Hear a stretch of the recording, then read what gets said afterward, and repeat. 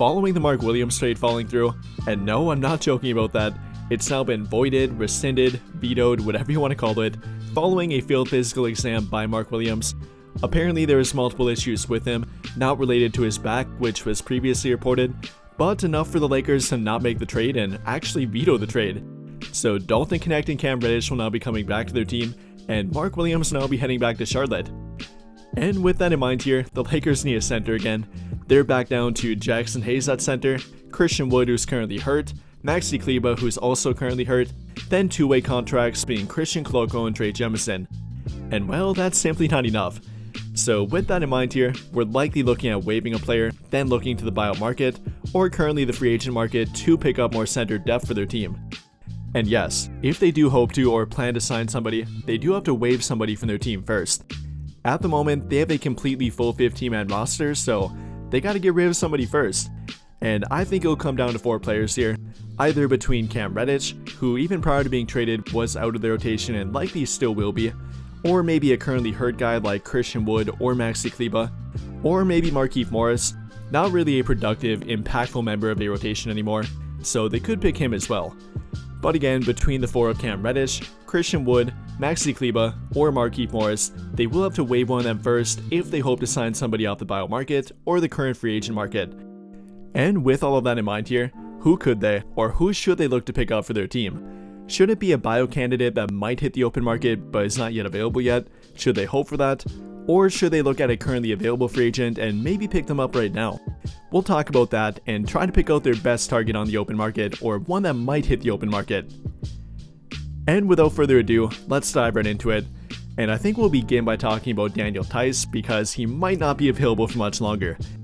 I think he would be a pretty solid, albeit maybe not the best option for their team. You know, some people look at his height being 6'8" and think he can't play defense, but those people have obviously never watched him play.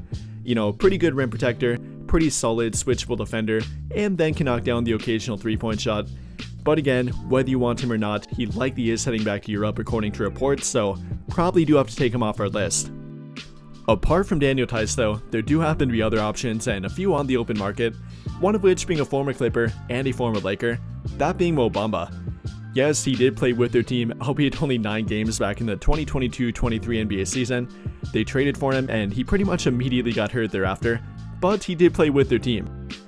And following that season, he's definitely been a journeyman, playing a little bit with Philadelphia last season, playing with the Clippers this season prior to getting traded and then waived thereafter, and now has hit the open market.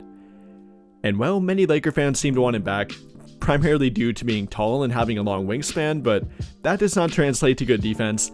If you actually watch him play or have watched him play, he's very overrated on defense, not really being a great help defender, a pretty poor help defender in my opinion, fouls way too often, not very switchable on defense, and simply not in the right spot at the right time.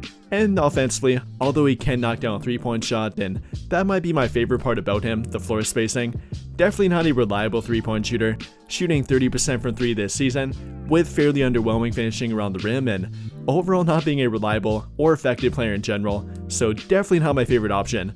Would he be an option to fill about 10 to 15 minutes per game in some matchups? I guess, but again, definitely not my favorite option. After those two though, that's pretty much it for the open market, but we'll touch on one more available center, briefly entertain the idea of it, and simply talk about it due to the amount of comments about him, and that happens to be Dwight Howard. Last played for their team during the 2021-22 NBA season, the last NBA season they played in the NBA, and during it, not very effective, looked to be pretty washed up and kind of a shell of his former self, and we're talking about 3 years ago now. With him now being 39 years old and definitely not the player he once was, I wouldn't be looking to sign him.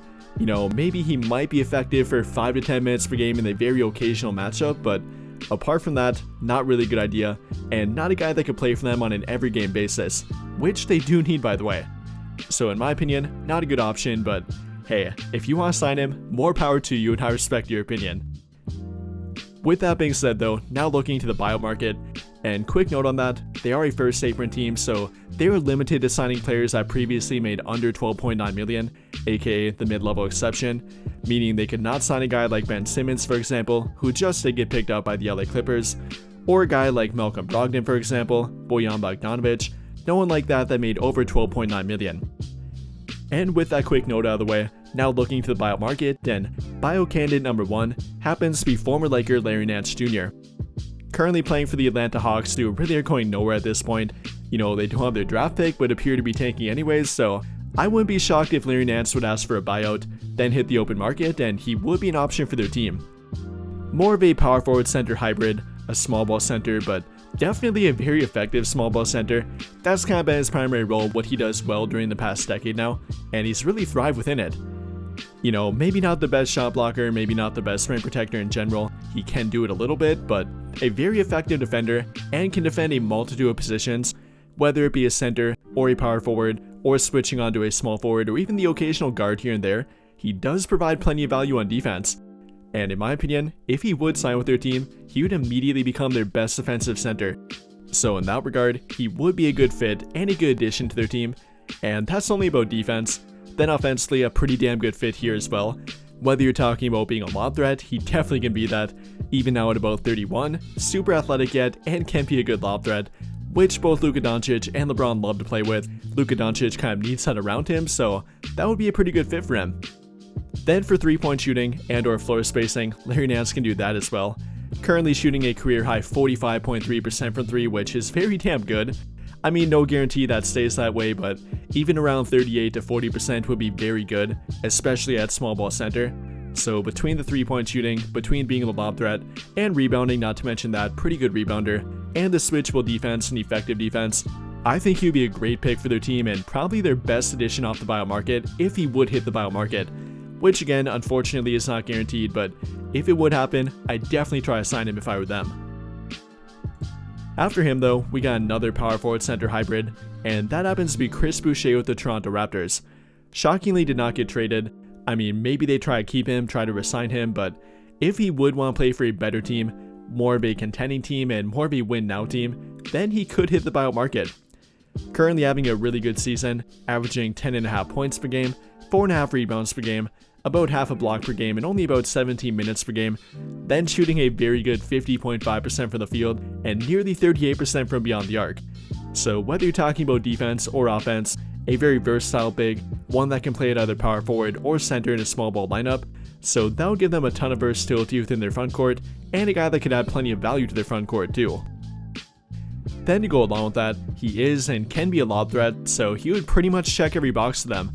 Whether you're talking about being a lob threat, which again both LeBron and Luka like to have around them, or the 3-point shooting, the floor spacing, he can do that.